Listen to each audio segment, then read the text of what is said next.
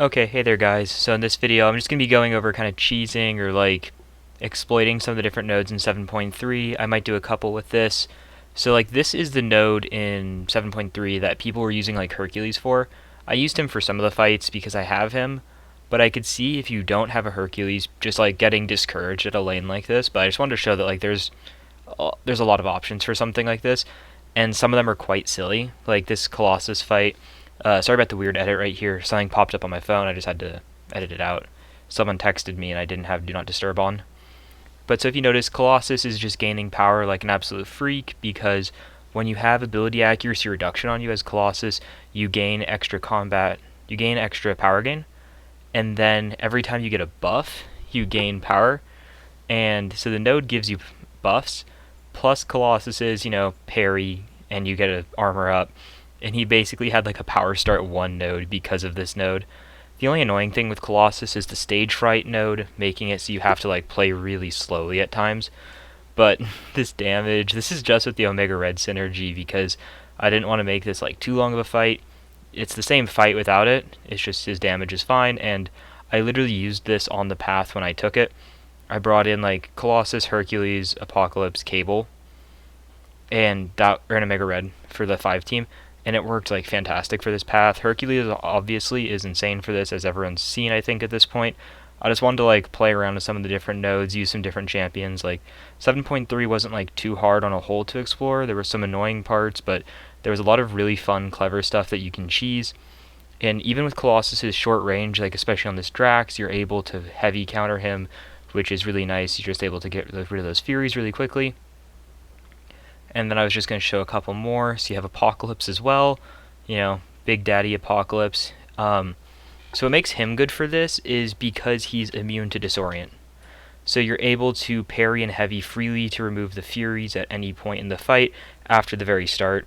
And obviously when you get Furies going with him, even if they're a really small Fury, the extra damage is still really nice with Apocalypse. And basically all I had to do is just wait out Stage Fright. Like, his damage was basically just all from spamming the special attacks, and with the concussion, if you notice, sometimes the Furies from the node will actually fail to apply, so you sometimes don't even have to worry about the Furies applying. And I'm just nuking this fight down with him. Literally any champions can like technically do this path, but I think these were some of like the fun ones that I had fun with personally with doing this. It There's nothing like too crazy going on here. I'm just using strong champions to do strong champion things. That's kind of why Hercules works for this. Hercules is a bit different for this. I know I mentioned Hercules a lot now for this path. He is obviously like the king of this path, but if you want like fun options that aren't just using the de facto like cheese option, because some people only like using those champions and some people never like using those champions. I like using like a balance. I just want to use a champion that I'm going to have fun with, and sometimes I don't want to do like a whole path with just like Hercules and just like spamming in and getting an SP2 in a single combo. So then this is actually, oh yeah, this one is funny. So this is Howard the Ducks, right? If you gain power with every single buff, just like a single parry heavy into the fight, I'm already at SP3. You might just want to skip this fight. It's just a ton of SP3s. I was having issues with Howard's Fury gain right there, but literally, like every single stun, I'm just getting almost back up to a special 3 just by spamming the Furies. I wanted to try and see if I could actually stun lock him, but whenever I would try, I was having some issues with the Furies actually triggering. I don't know if it's like just a me thing or if it's an input error bug or something like that.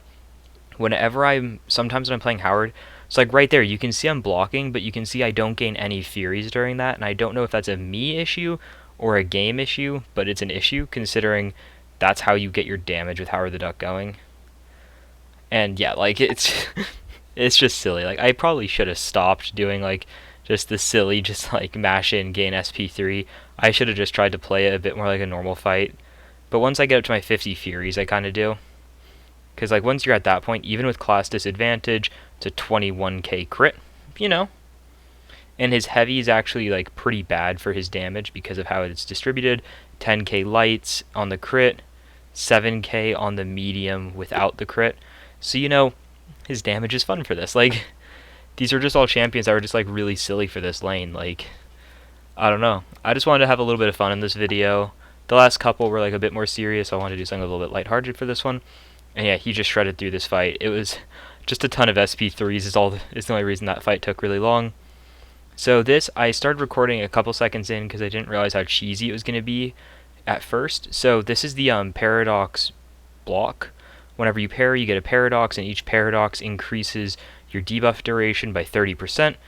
And when you have a champion like Cable, yeah, I'm just stacking up 12 degens like it's nothing. Like the issue is keeping my Paradox down low enough. Like, just trying to like get out of my corner a little bit, but like look how long those degens are lasting. It doesn't even look like they're falling off because I was applying them when I had like 6, 7 Paradox charges. Like, it's absolutely nutty what that damage is. Like, they just will not fall off. And there was a specific fight I was going for on this path, but I wasn't playing too well in that fight that night, so I just gave up on doing it that night. I'll try to get that video out at some point because I think it's one of the best fights for Human Torch in the game, and it's just really funny. But Human Torch, like early on in a fight, his damage is sometimes a little bit lackluster because your smolders aren't built up yet, and so your damage isn't too high. But with the Paradox charges, it makes all your debuffs last even longer, despite his temperature not even being at max. I'm just having an insanely long Incinerate. The Incinerates are honestly lasting like too long because I want to keep them as Incinerates so that way they get the extra Paradox debuff duration, but because of how long they were lasting, I was accidentally putting Nova Flames on him pretty frequently. And remember, I could have been parrying 4 more times to get 4 more Paradox, which would have increased it by 240% for debuff duration. So like look how long that parry lasts. There's an interaction I didn't decide to record for this one, but I'll just say it. With Quake, if you build up enough Paradox charges, you can infinitely stun with Quake on this node as well. And so, that's a bit silly. But no one wants to see more Quake than I have to post.